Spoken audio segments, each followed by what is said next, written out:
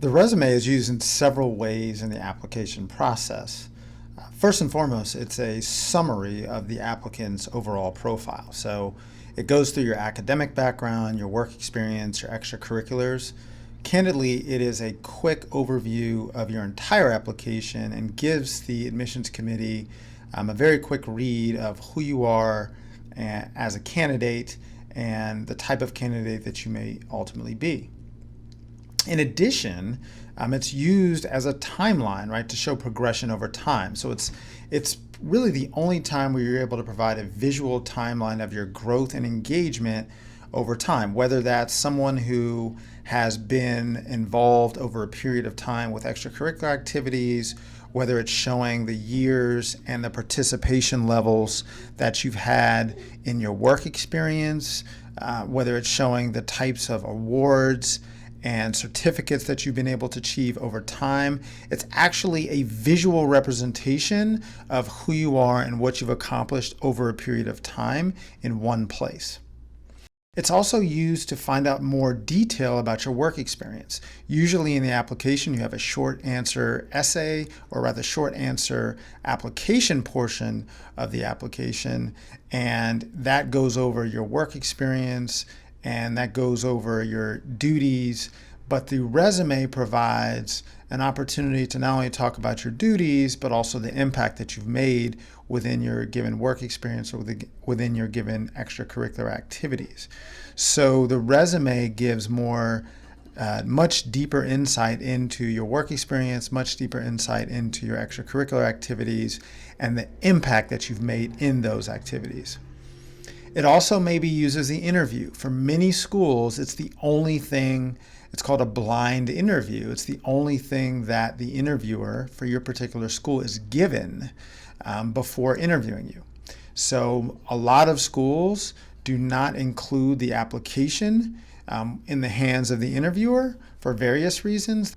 They don't want to cloud the judgment of the interviewer with, say, test scores, or other things that may not be as flattering, and or really high test scores that may be really flattering, and you kind of have this preconceived opinion of the candidate prior to the interview. So in many cases, the resume is the only thing that the interviewer has as you're walking into the door. And so it's an opportunity for them to get a summary of who you are and gain some meaningful insight prior to the interview. Finally, it is a unique tool that can be used to gauge both breadth and depth of the candidate. So breadth in the sense that what are all of the meaningful activities that you've done over a period of time, and depth in the sense that it shows how you've progressed within a given role. So maybe you started at one level and ended at another level. Maybe you started with certain responsibilities and then grew into other responsibilities. And the resume shows, a well-done resume shows both breadth of offerings, things that you've gotten into and involved with, not everything, but certainly the key areas, as well as depth of how you've made an impact within those individual roles. A resume is a map into your past. So, it's really meant to be insight into who you are and what you've done and what you've accomplished. It's not really a task list, right? It's not job descriptions. It's actually really talking about who you are, the kind of person you are, and what successes you've had. So the sections that we would suggest would be work experience. Generally, that should be at the top. For those of you who are, maybe going to graduate school right out of undergrad, you would probably have education at the top. But you have work experience, education, maybe a section, personal information, extracurriculars. Those are kind of the basic sections. Don't list specific industry skills that they don't care about, right? No one cares about Microsoft if you know how Microsoft Word and PowerPoint. That's ridiculous. So don't worry about, let's say, if you're in an industry like insurance and you have like some particular industry skill or certification, nobody cares. But if it's like a CFA or something like that, where, yeah, it's very relevant, people know what it is, they know that there's a specific rigor to what you have, then that is worth mentioning. For most of you, the majority of the people who are listening to this, it should be one page. In certain situations, whether it's PhD programs, medical doctors have more of a traditional CV, which might be multiple pages, talking about research work and things like that. But use a basic resume. It's not about the formatting that makes the resume unique. It's really about what you do within the resume in terms of the content that really drives the differentiation. So don't get too cute about formatting. Even if you're kind of in, let's say, design, that may be good for a job within that kind of genre. But, for business school, most graduate programs in general, you're going to want to have kind of a more basic resume that really speaks to who you are, gets to the point. Don't make it, a paragraph thing. You're really supposed to use bullets that get to the point, talk about, what it is, give some context, talks about what it is, and also talks about the impact that you made.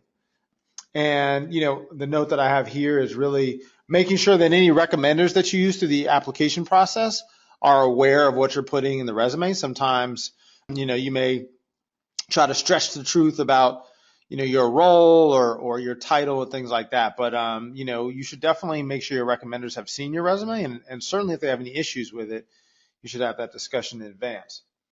You want to do everything you can to highlight what you've done and the kinds of things you've been involved with, but you don't want to lie. And I know that should go without saying, but I need to say it, and there's a reason I need to say it, because I've seen it. And so you want to impress the committee, but you want to impress them with the things that you've actually done. Anything on the resume that you put down has the opportunity to be dug into. And I know as an interviewer, when I would look at things that I saw seemed a little bit much, I would kind of dig into it a little bit and see if I could kind of get them to explain what they've done or give me just a little bit of information, especially if it was something that I knew about. So we have seen situations where applications have been withdrawn because of misrepresentation. In fact, we've heard about things. Obviously, I talk to admissions folks on the regular, situations where it's not just kind of early in the application process. It can actually be once you get on campus, and they've had audits and things like that. So you don't want to be in that situation. So we won't go into this too much more. I think that the easiest thing to say here is don't lie. Think about your career goals, and you can highlight some of the experiences that exhibit the skills that you're looking to fulfill in your career. What I mean by that is kind of start with the end in mind, right? If you're thinking about doing something a little bit different than what you're doing right now, maybe you can talk about some of the skills that make you a good candidate for those types of jobs. We have a couple of examples here. So one of those being, hey, I'm interested in finance, but I'm not in finance right now. Maybe you highlight some of the quantitative and analytical work that you've done, working in large budgets, extracurricular activities that may have involved finance, things like that. Marketing, maybe you haven't worked in marketing officially, but you rolled out some new products or were involved in some pricing decisions in your organization, which obviously has some crossover with marketing. Entrepreneurship, maybe you haven't started a company, but you've led an initiative inside of a larger organization, what I would call entrepreneurship. So, anytime you can highlight something where you're really taking something from the beginning to the end and out through fruition, that could be an area that you can highlight that would really speak to your ability to potentially be successful as an entrepreneur in the future. You want to spend real time thinking about your extracurriculars. So hopefully you have extracurriculars first and foremost. And if you do, then you really want to take the opportunity to highlight those areas of interest, the things that you're passionate about, the things that you're dedicated to, what you've done outside of work.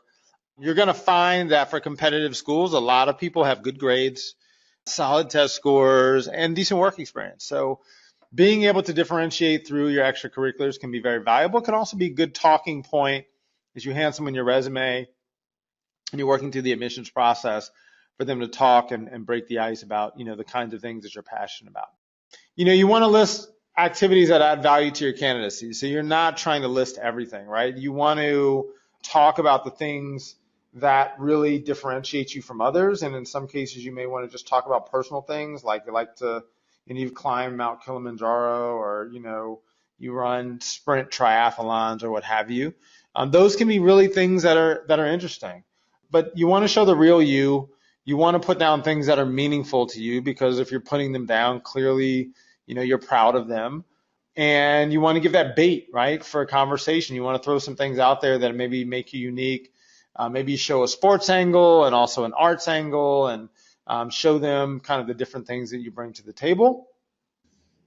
All right, as you're looking at work experience, first of all, you want to outline, your background. Obviously, within each bullet, talk about, the context in which you want to discuss that particular bullet point.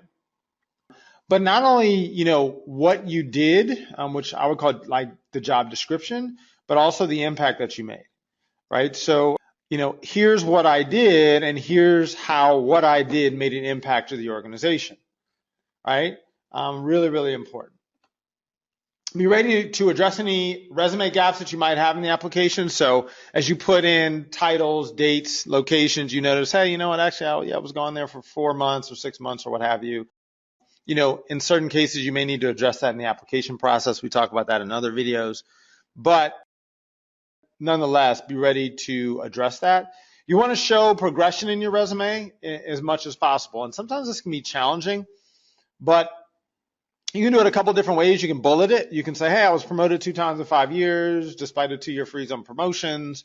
You can actually show if you had a different set of roles, I guess, or responsibilities within a particular role. You could actually show this title, here are my responsibilities. This title, here are my responsibilities, and obviously show the associated dates with those bullets.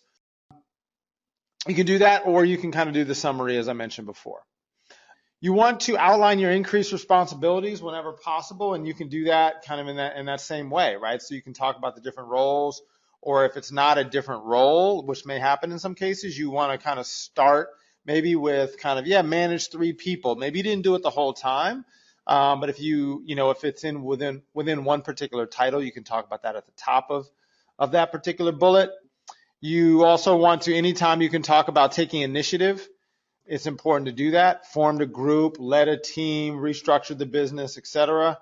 And whenever you can use metrics, that's huge, right? So it's always context and then result. Context and then result, right? That's really what you want to do on your resume, is provide enough context so they know what you were doing, and then obviously provide the result. Whenever possible, using a metric is fantastic.